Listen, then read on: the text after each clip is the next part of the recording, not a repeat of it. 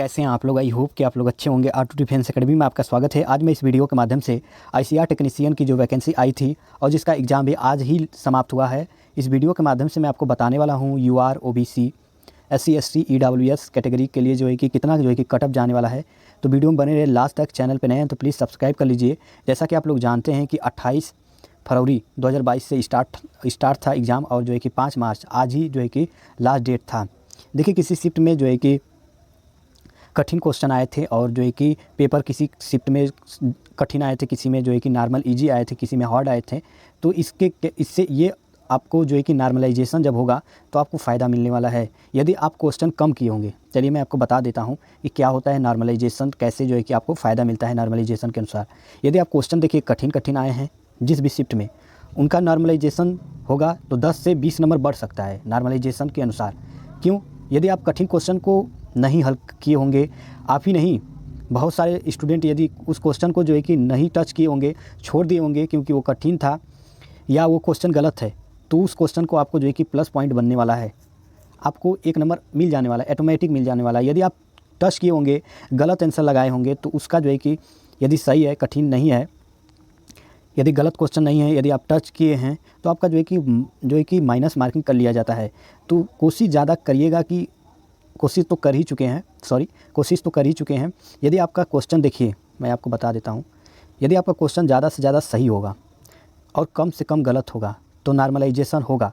यदि शिफ्ट में आप जिस भी शिफ्ट में होंगे आपका एग्ज़ाम कठिन होगा तो चांस बनता है कि 10 से 20 आपका जो है कि नॉर्मलाइजेशन में और नंबर बढ़े। आप क्वेश्चन अटैम्प्ट करके आए हैं सही 60, नॉर्मलाइजेशन होगा 20 नंबर और बढ़ेगा, 15 नंबर और बढ़ेगा तो आपका हो जाएगा 75। UR कैटेगरी से बिलोंग करते हैं, आपका सिलेक्शन हो जाएगा। ये होता है नॉर्मलाइजेशन का बहुत ही हार्ड तरीका होता है। यदि आप क्वेश्चन नहीं आ रहा है फिर भी आप करके आ रहे हैं तो ये देखिए गलत बात है। जो क्वेश्चन आए वही करें, अन्यथा न करें। क्योंकि यदि आपको जो है कि कम से कम क्वेश्चन करेंगे तो आपको जो है कि नॉर्मलाइजेशन के अनुसार और भी ज़्यादा क्वेश्चन जो है कि आपका बढ़ने वाला है। यदि शिफ्ट कठिन है, आपके शिफ्ट का क्वेश्चन कठिन है तो क्वेश्चन सही करके आइए, कम से कम करके आइए। ये नहीं कि 100 क्वेश्चन आया है तो हम 90 जो है कि करके आए, नहीं। आपको जितना आ रहा है 60 से 65 करके आइए। उसके बाद नॉर्मलाइजेशन होगा तो आसानी से आपका 10 से 20 नंबर बढ़ जाएगा, आप 100 के आसपास पहुंच जाएंगे, 80 से 85 आपका हो जाएगा। तो ये सब चलता है नॉर्मलाइजेशन के अनुसार। अब मेरे अनुसार देखिए, आप भी कुछ दिमाग लगाइएगा कि कितना कटअप जा सकता है, कमेंट बॉक्स में बताइएगा, ठीक है, डिस्कशन होगा।